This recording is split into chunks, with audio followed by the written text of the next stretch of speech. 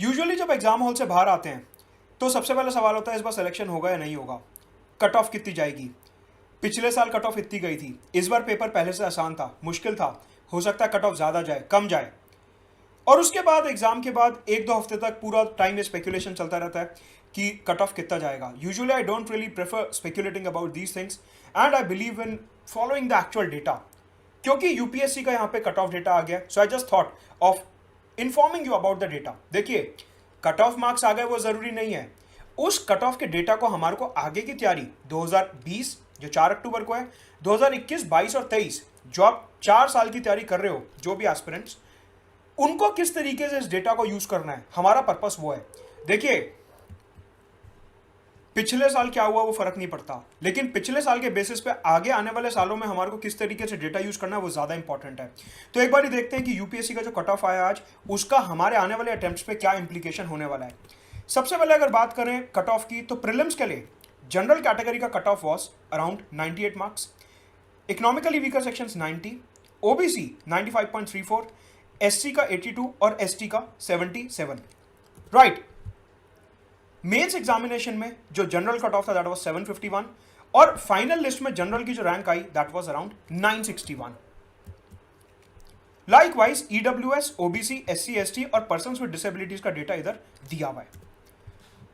अगर एक general trend की बात करें, इस डेटा को हम 3 तरीके से एनालाइज करेंगे। पहले देखेंगे प्रीलिम्स के पर्सपेक्टिव से, फिर देखेंगे मेंस के पर्सपेक्टिव से और फिर देखेंगे इंटरव्यू के पर्सपेक्टिव से।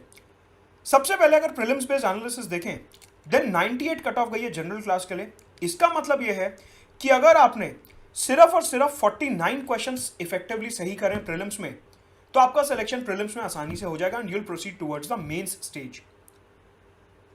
49 क्वेश्चन सही करना, तो सवाल यहां पे पहला ये उठता है कि अगर सिर्फ 49 क्वेश्चन सही करने हैं तो फिर ये एग्जाम से पहले जो एक एंग्जाइटी होती है, एक ये स्ट्रेस होता है, एक ये टारगेट सेट कर लेते हैं आप अपने मन में कि इस बार 3000 क्वेश्चन करने हैं, 4000 क्वेश्चन करने हैं, 500 क्वेश्चन करने हैं एक दिन में। ये सब क्या है, ये कितना रेलिवेंट है, इस चीज को डेटा के पॉइंट ऑफ व्यू से समझते हैं। देखिए, ये है आपके प्रीलिम्स 2019 का ब्रेकअप। जो प्रीलिम्स में सवाल आए थे उनको मैंने 3 कैटेगरीज में डिवाइड करा है, इजी, मीडियम और डिफिकल्ट। आसान क्वेश्चन वो हैं जो आपकी स्टैंडर्ड बुक्स जैसे कि स्पेक्ट्रम हो गई मॉडर्न हिस्ट्री की, लक्ष्मीकांत हो गई पॉलिटी की, साथ के साथ एनसीईआरटी और पिछले 1 साल का अखबार। ये 3 सोर्सेस, स्टैंडर्ड बुक्स, एनसीईआरटी और पिछले 1 साल का अखबार। अगर मैं 3 चीजें कंसिडर करूं तो मैंने उन्हें ईजी माना है। अगर इनके बाहर से क्वेश्चन आया है तो मैंने उन्हें मीडियम और डिफिकल्ट माना है। तो कहने का मतलब है कि जो आप बुक लिस्ट अभी पढ़ रहे हो, स्टैंडर्ड बुक लिस्ट जो सभी पढ़ते हैं, अगर वही आप ध्यान से पढ़ रहे हो तो उस क्वेश्चन को आसान माना गया है, अगर वहां से क्वेश्चन आया तो। ये डेटा हमारे को दिखाता है कि अप्रॉक्सीमेटली 55 क्वेश्चंस थे जो वर्बेटिम आए थे, या तो स्टैंडर्ड किताब से कि आपने लक्ष्मीकांत में कोई चीज पढ़ी, आपने मॉडर्न हिस्ट्री की स्पेक्ट्रम में कोई लाइन पढ़ी, एज इट इज आपको वो दिख जाएगी प्रीलिम्स के पेपर में। साथ के साथ अखबार में कोई आर्टिकल था, वर्बेटिम क्वेश्चन, एनसीईआरटी से वर्बेटिम क्वेश्चंस, ऐसे 55 क्वेश्चंस थे। कहने का मतलब है कि अगर आप सिर्फ ये 55 भी अटेम्प्ट करके आते तो भी आपके पास 6 क्वेश्चन का स्कोप बचता है, क्योंकि आपको 49 अटेम्प्ट करने थे। As per the cut off जो 98 गई है उस हिसाब से आपको सिर्फ 49 करने थे, लेकिन 55 क्वेश्चन 49 से ज्यादा सिर्फ और सिर्फ एनसीईआरटी, स्टैंडर्ड बुक और न्यूज़पेपर से आए हैं।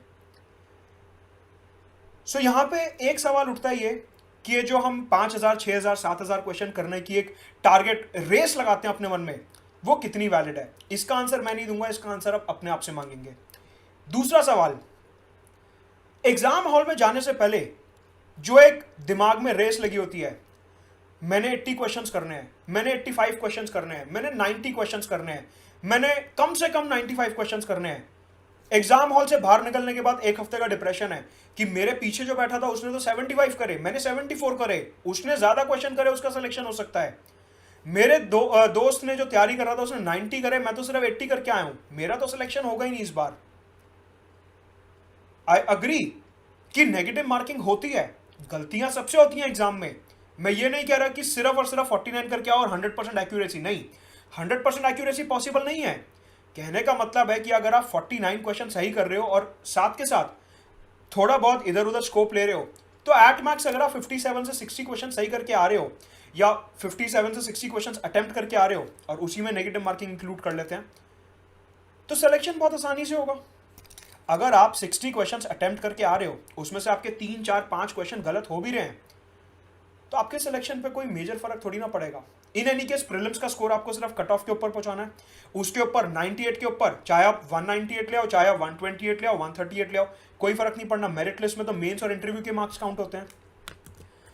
सो कहने का मतलब यह है कि क्योंकि प्रीलिम्स आ रहा है, ये एंग्जाइटी का पीरियड है और आप में से जो लोग 21, 22, 23 की तैयारी कर रहे हो उनको सही डायरेक्शन के लिए डेटा के बेसिस पे आप खुद एनालाइज करो कि अगर आप सिंपली एनसीईआरटी स्टैंडर्ड बुक और अखबार, मॉडर्न हिस्ट्री के लिए स्पेक्ट्रम हो गई, लक्ष्मीकांत हो गई, ये सब अगर आप ठीक तरीके से एक बार पढ़ रहे हो तो आपको कुछ एक्स्ट्रा ऑर्डिनरी करने की जरूरत नहीं है। और ये यूपीएससी का डेटा दिखा रहा है, ये मैं नहीं कह रहा, मेरा कोई क्लेम नहीं है इसमें।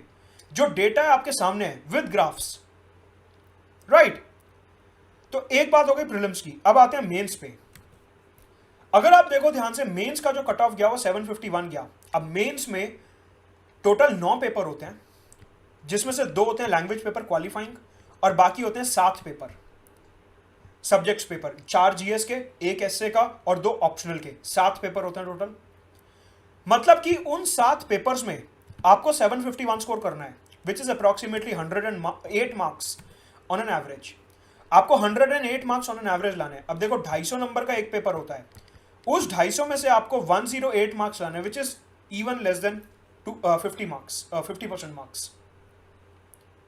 अगेन, अगर आप डिलीजेंटली स्टैंडर्ड सोर्सेस पढ़ रहे हो और ज्यादा स्ट्रेस आउट नहीं कर रहे कि मैं ये भी पढ़ूंगा वो भी पढ़ूंगा, इधर लाल किताब आई है, उधर पीली किताब आई है, आज नई किताब मार्केट में आई है, नहीं, स्टैंडर्ड सोर्सेज अगर ठीक से पढ़ रहे हो तो आपका ये 108 नंबर का जो आंकड़ा है हर पेपर में ऑन एन एवरेज आसानी से पार होगा। अब इसके ऊपर जितना जाते रहोगे रैंक इंप्रूव होता रहेगा, तो ऑफकोर्स रैंक तो हमारे को इंप्रूव करनी है। यहां पे बात हो रही है कट ऑफ की पहले, राइट। तो 108 आपको एटलीस्ट टारगेट करना है इन अ वे, इसके ऊपर जितना जाते रहोगे स्कोर बढ़ता रहेगा, रैंक इंप्रूव होती रहेगी, which would be better for you only. Apart from this, अगर आप यहां से डेटा देखो, मेंस में जिसके 751 आए हैं और फाइनल कट ऑफ गया 961 पे, अप्रॉक्सीमेटली 190 मार्क्स है। कहीं ना कहीं अगर आप इंटरव्यू में, पर्सनालिटी टेस्ट में 190 का स्कोर टारगेट कर रहे हो, that would be a comfortable score, ऐसा हमारे को डेटा से देखने को मिलता है। दैट अप्रॉक्सीमेटली 190 का score would be a comfortable score. अब यहां पे एक ट्रेंड रिवर्सल है। क्या? प्रीलिम्स में हमने देखा कट ऑफ गया 98, पेपर होता है 200 नंबर का, मतलब कि 50% से कम कट ऑफ था। मेंस में 108 चाहिए आपको अप्रॉक्सीमेटली हर पेपर में out of 250, less than 50% again. Interview होता है 275 मार्क्स का, उस 275 में से आपको एटलीस्ट 190 चाहिए। कहने का मतलब है पर्सनालिटी पे काफी ज्यादा ध्यान देना है। पर्सनालिटी स्कोर यहां पे हमारे को देखने को मिल रहा है काफी ज्यादा मैटर कर रहा है। इसका मतलब सिर्फ किताबों में नहीं घुसे रहना, अपनी पर्सनालिटी पे भी काम करना है। आप बोलते समझते किस तरीके से हो, आपका चीजों को लेके अंडरस्टैंडिंग क्या है, आप किस तरीके से कम्युनिकेशन कर रहे हो, इन सब चीजों का काफी ज्यादा फर्क पड़ने वाला है और वो ये इंटरव्यू के हाई स्कोर से हमारे को नजर आता है, राइट। तो ये था यूपीएससी 2019 के कट ऑफ डेटा का एनालिसिस। नीचे डिस्क्रिप्शन बॉक्स में मेरा टेलीग्राम चैनल दिया है, उसे जरूर ज्वाइन करिए और चैनल को सब्सक्राइब जरूर करिए। Press the bell icon for all the notifications for my videos.